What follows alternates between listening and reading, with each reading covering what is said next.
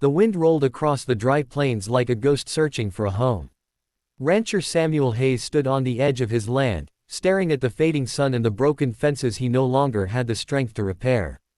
His cattle were thin, water wells low, and bank letters warned of foreclosure. But the silence bothered him more than poverty. He had lived alone for 8 long years since losing his wife to fever. Sometimes he spoke to her as if she still stood beside him, and tonight he whispered, "Clara, I'm tired."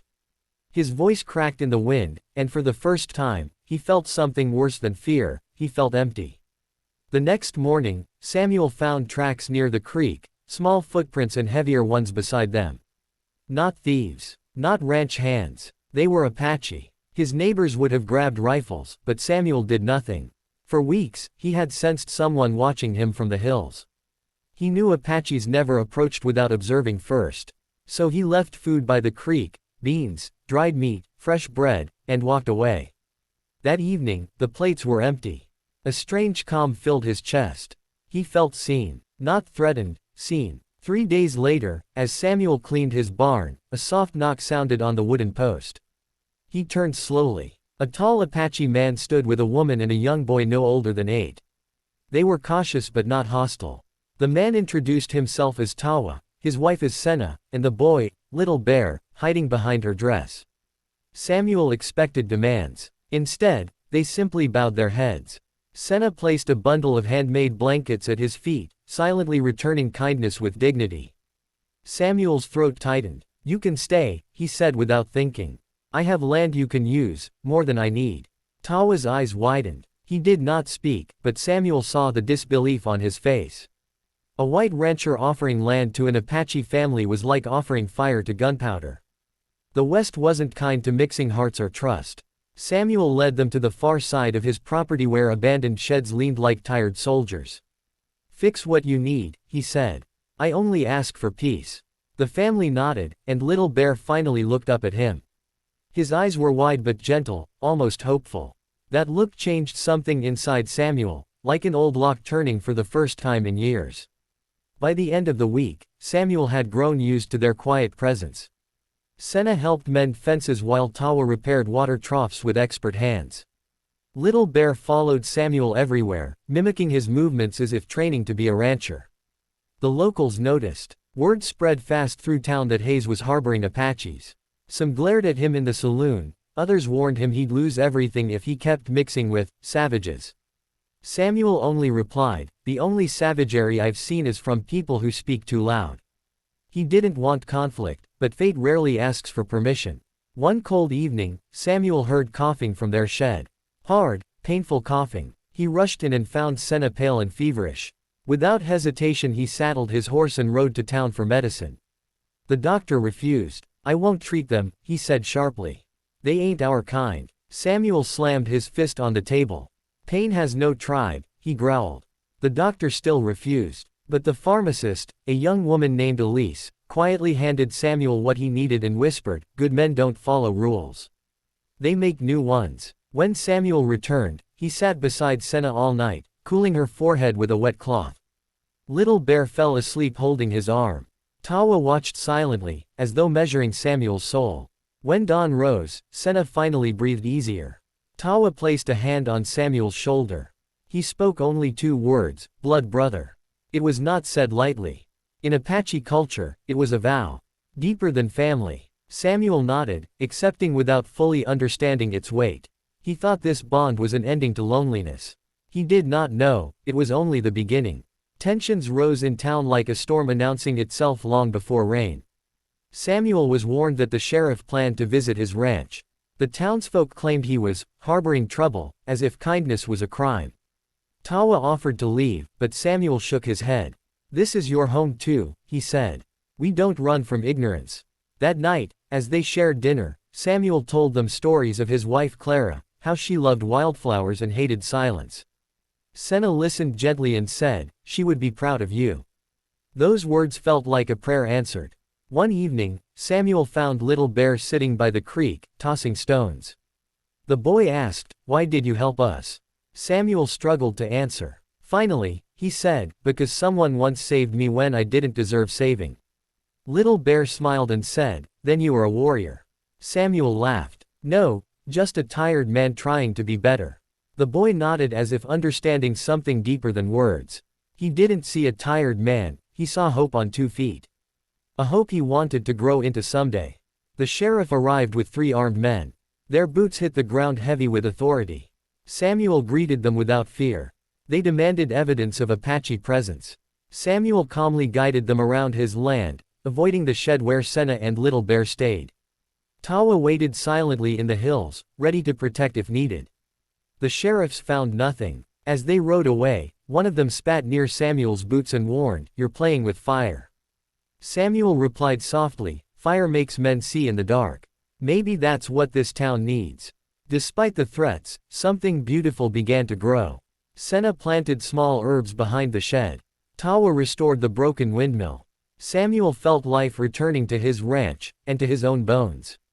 But the greatest change came when Little Bear, after weeks of silence, finally called him by name. "Samuel," the boy said shyly. "Can you teach me to ride?" Samuel smiled for the first time in years.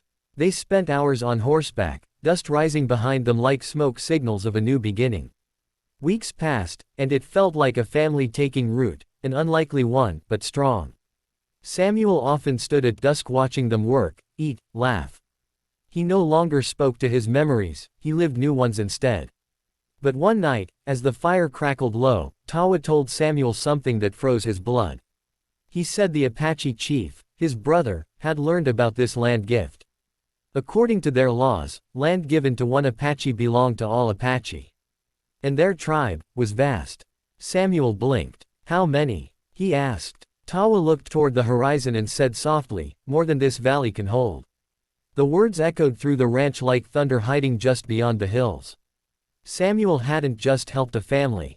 He had unknowingly made an alliance with an entire tribe. And alliances, in the West, always demanded a price. The wind shifted that night, carrying a warning. Dawn was coming, and it would not come quietly. Sleep eluded Samuel as coyotes howled under a cold moon. He stared at the ceiling wondering if he had made a mistake, or a miracle. He stood outside until sunrise, gripping the fence post with trembling hands. Then, as the first light touched the plains, he saw dust clouds in the distance. Horses. Dozens. No, hundreds. Then he heard drums, echoing across his land. Not one Apache family. The entire tribe was coming. His heart thundered in his chest. He whispered to the dawn, "Clara, stay with me."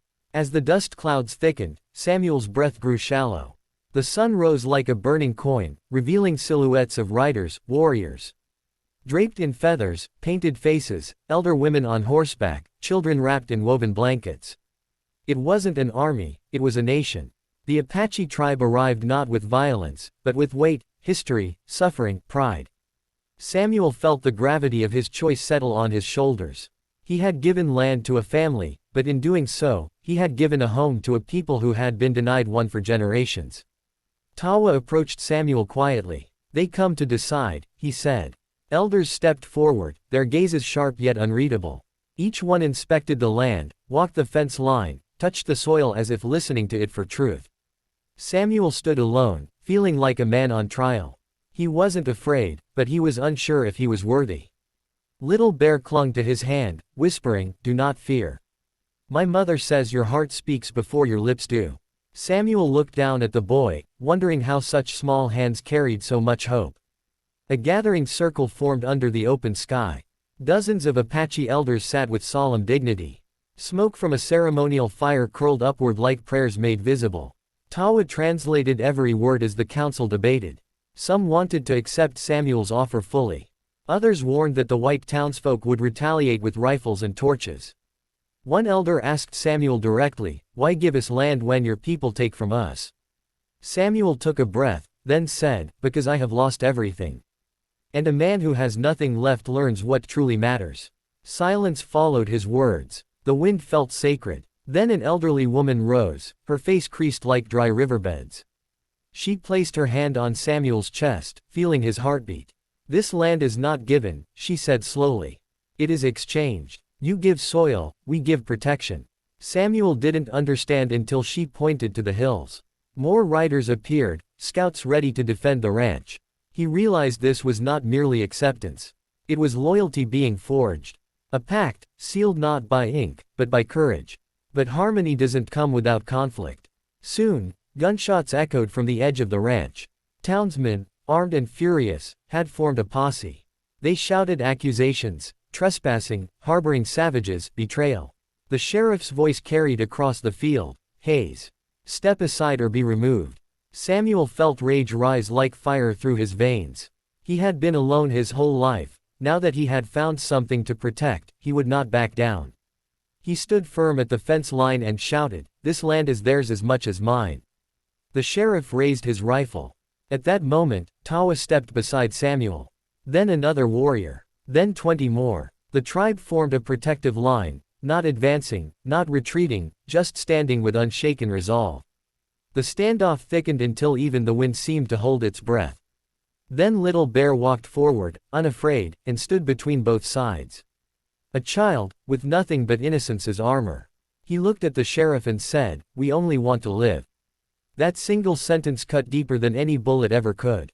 The sheriff hesitated. Townsmen shifted uncomfortably. Some lowered their guns. Samuel saw fear change into doubt, and doubt into shame.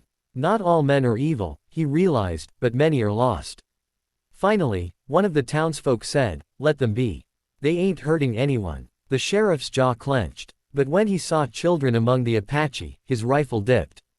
With a bitter scowl, he rode away. The posse followed. No cheers were shouted, but hearts were relieved. Sometimes victory comes quietly, like a side breath after a storm. That evening, the tribe gathered again, not for war, but for celebration. Fires burned bright, drums echoed like living thunder, and voices sang ancient songs that wrapped around Samuel's ranch like a blessing.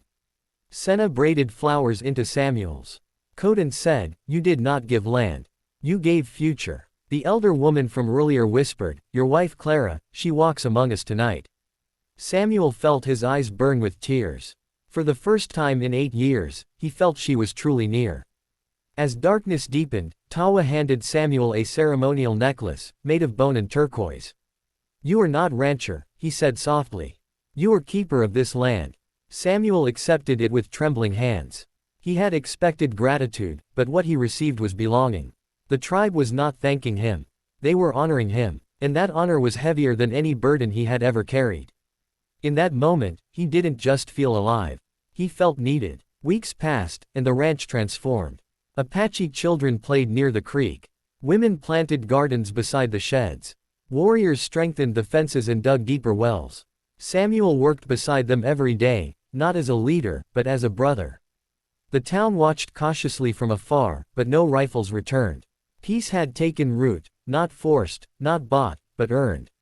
Samuel finally understood. Safety doesn't come from walls. It comes from hands willing to build together. One day, Little Bear rode past the hills on horseback, strong and confident. Samuel watched proudly as the boy guided cattle like a true rancher.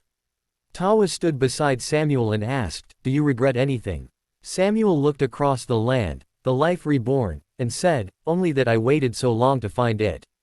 Tawa nodded. The tribe did not just arrive at dawn, they brought a sunrise that would never set. Years later, Samuel stood at the grave of his wife, a bouquet of wildflowers in his hand. Behind him stood the tribe, his family. Little Bear, now a young man, placed a hand on Samuel's shoulder, the way Samuel once had with him. "You gave us land," he said.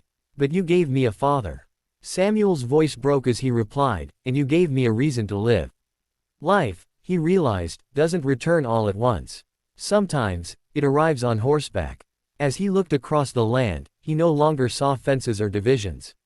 He saw stories, of loss, courage, sacrifice, and healing. Where once he saw emptiness, now he saw legacy. And though the West remained wild and unforgiving, something precious had taken root here. Not just peace, not just survival, but family, chosen, tested, and unbroken. When the wind blew across the plains again, Samuel didn't hear loneliness. He heard drums, laughter, and the voice of his wife, carried gently from the heavens. The dawn that once brought fear, now brought promise. The tribe had come at sunrise. But they didn't come to take. They came to stay.